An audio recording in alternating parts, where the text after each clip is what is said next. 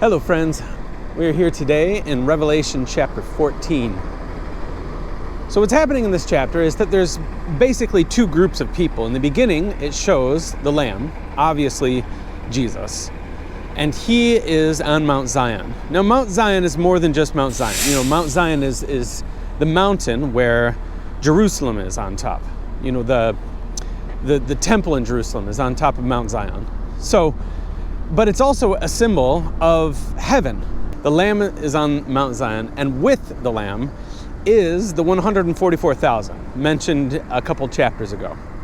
Now, what is the 144,000? It could be just a symbol. You know, it's 144,000 is not a very big number, but it's supposed to be, in some estimations, just a representative of all the Christians. You know, it's supposed to be like 10,000 from every tribe. There's 12 tribes. It's 144,000. So, oh, that's not right, is it? It's 2 times 10 of every tribe. Anyways, some people believe it's symbolic. Some people think that it's more accurate, that it's more literal, and that the 144,000 are the ones that are going to be saved during the Great Tribulation. So these are people probably led by the Jewish people that are still in the earth, and they are going to lead the charge for God. They're going to be the ones that are going to be, you know, God's champions, you know, his conquerors during the Great Tribulation. And they're going to freely believe in Jesus, and they're going to be, you know, the ones that fight for him. Now, this is toward the end of the Great Tribulation. If you're following the chronology that we're trying to understand here, you know, there are more judgments to come. Here you have the 144,000, and they're next to God. They're with God. And they have a special place next to God, and they're given a song that only they know and only they can sing. And it's a beautiful song.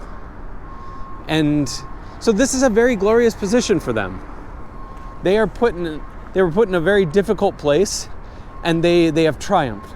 You know, and it says that they're found to be, you know, sinless. Not necessarily because they're sinless, because we know that no humans are sinless, but they're found sinless in the same way that we can be found sinless. So from this, we don't know if they are supposed to be, you know, dead, that these are ones who have already been slain and they're with God. That's kind of where I lean toward. Or if it's taking just a heavenly perspective and saying, you know, these are the champions, you know, these are the ones that are conquering. But you have this camp here, these ones that are God's people. And then what you have is John sees 3 angels. So this first angel says, fear God. You know, he's basically proclaiming the gospel. It says a never-ending gospel. Now, to come back to what a gospel means, it's a proclamation of a king, and it's telling them to fear God. What I love about the message of this first angel is that even late here in this great tribulation, there's still salvation. You know, there's still a call for these people to turn to God.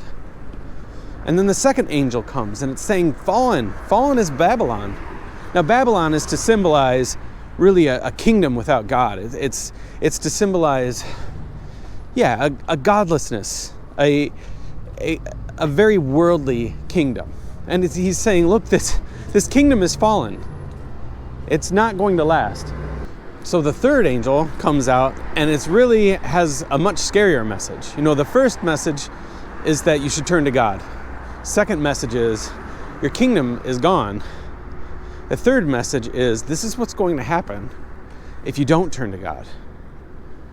You know, and it basically says that, you know, you will be put outside the city, you'll be burned. You know, essentially he's saying you're going to die, and it gives kind of a description of hell. And so we have 2 camps here. You know, there's the ones that have turned to God, and there's the ones that have not. And it shows heaven and hell. So this chapter is basically just kind of showing the two sides, and in the middle you have these angels pleading for these people. So that they know what's going on. They know what's going to happen if they don't turn to God. And yet, they don't. And it says that there is two reapers. You've probably heard of the Grim Reaper. That comes from this. But we don't often notice that there's two reapers. There's one with a crown that's on a cloud, probably meant to symbolize Jesus. And he comes up and he takes all of his grapes and he brings them up in the cloud. And then there's a second angel, a second reaper, and it comes down and it reaps all of the bad, not the bad, but it reaps all of the enemies, all of the ones that didn't turn to God, and it puts them in this wine press, and it says the blood from these people comes up to the horse's bridle. Now, a horse's bridle is pretty tall. If you ever stand up next to a horse's bridle is about where your mouth would be. So it comes up to the bridle for a very long area, all the blood. And so it's saying that this wine press is going to get many people. And God is going to bring that judgment to these people. Some people take this chapter, especially the part where it's talking about, the smoke of their torment goes up to heaven, forever. They take that to mean that hell is eternal. And I guess to some extent everybody would believe that hell is eternal. I just don't know if you could use this to say that it's a conscious eternal hell. There's very little that we know about hell. And I know a lot of people. I used to be a leader of a college group. And there was a couple of girls that were in the group, and they would read these verses and they didn't know what to do with it. They couldn't understand how an all-loving God would send people to hell. But what I'm noticing when I'm reading this is how much God is constantly pleading with these people, saying, what's going to happen. I'm revealing myself to you in this time. There's this side and there's this side, and he's asking them, turn to God. And I would say, try not to major on the things that are not understood. And just because you have this idea of what right and wrong should look like doesn't mean that is the way that you will always see it, or that everybody sees it, or the way that God sees it. To trust in God partly is to trust that he is good. And there's things that God is doing that you may not understand. But this is an example of where God is wanting them to turn to him. He's giving them all the opportunities that they can.